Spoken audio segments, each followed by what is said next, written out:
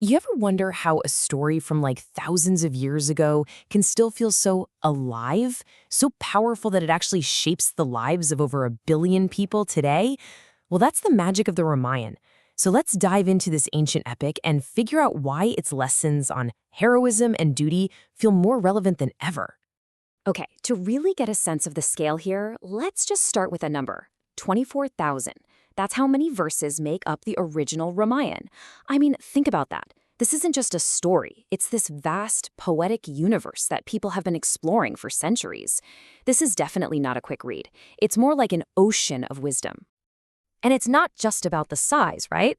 That sheer scale is matched by its absolutely incredible influence. The Ramayana is so much more than just literature. It's really a foundational pillar of Indian civilization, and its influence has spread all across Southeast Asia. You'll find it woven into art, ethics, theater. It's literally the daily moral compass for millions upon millions of people. So what's the secret? What gives this story its incredible staying power? Well, its origins are traditionally credited to the sage Maharishi Valmiki. And he didn't just write some adventure story. No, he crafted this timeless exploration of what it means to be a hero, what it means to do your duty, and to have that kind of unwavering devotion, even when it costs you absolutely everything. And that brings us right to our hero's fateful journey. We follow Prince Rama, a guy who's destined for the throne, but he gets thrown onto this path that's, well, it's both deeply personal and cosmically huge. His story is all about love, loss, and this epic war that's not fought for land or power, but for righteousness itself. You can really break this journey down into 5 main stages. First up, a broken promise. Just as he's about to be crowned king, Rama is forced into exile for 14 long years. This, of course, sets the stage for tragedy, which leads to step 2, stolen love. His wife, Sita, is kidnapped by the demon king Ravana. So what does Rama do?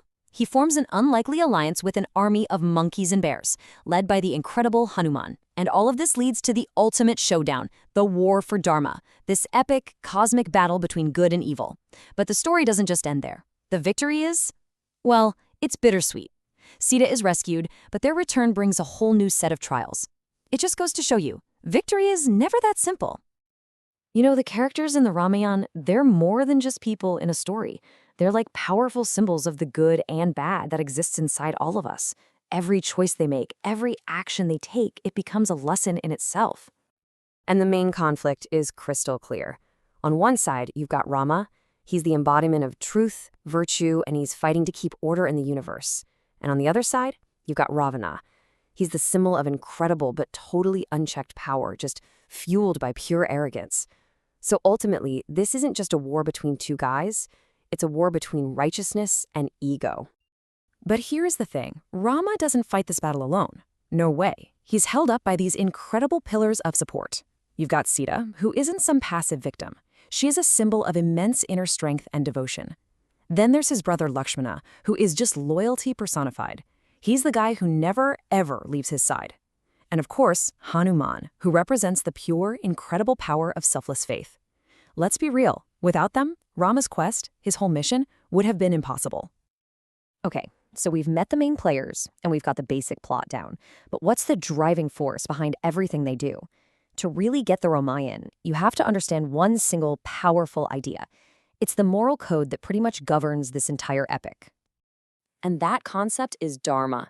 Think of it as the moral compass of this universe. It means righteousness, duty, the right way to live. But here's the catch. It's not easy. It means doing the right thing no matter what it costs you personally. For Rama, his Dharma is more important than his own happiness, his kingdom, or even his life. And that's where all the tension in the story comes from. Every big decision is this painful test, forcing him to choose between his duty and his own heart. And this really shows you what Dharma looks like in action. The big takeaway from the epic is that true strength isn't about having a huge army or tons of wealth. Like Ravana, nope. It's found in things like faith, humility, and love, the exact qualities that Rama and his allies represent. Which brings us to the epic's legacy, which has lasted for millennia. I mean, this story isn't just some old book collecting dust on a shelf. Its themes are alive and well, and its influence is still evolving and spreading all across the globe. So, if we were to give it a modern-day review, It's 5 stars all the way. Seriously, the story is timeless, the characters are unforgettable, the moral lessons are universal, and its cultural influence, it's basically off the charts. It is, by any measure, an absolute masterpiece of world literature. And you can see this influence everywhere you look. It shaped just about every art form in India, from dance to theater. It's inspired countless new versions in different languages, like the Ramcharitmanas in Hindi or the Ramavataram in Tamil. Its story has been adapted all over Southeast Asia, and even today, people recite its verses in their homes for moral guidance and, a sense of peace. People often say the Ramayan is like a mirror of human life. So let's end with this thought. If we hold that mirror up to our world today, what do we see reflected back? What are our modern battles of good versus evil, of duty versus our own desires? The Ramayan seems to suggest that these are the questions that truly define who we are. And maybe its real power is reminding us that the fight for Dharma, well, it's never really over.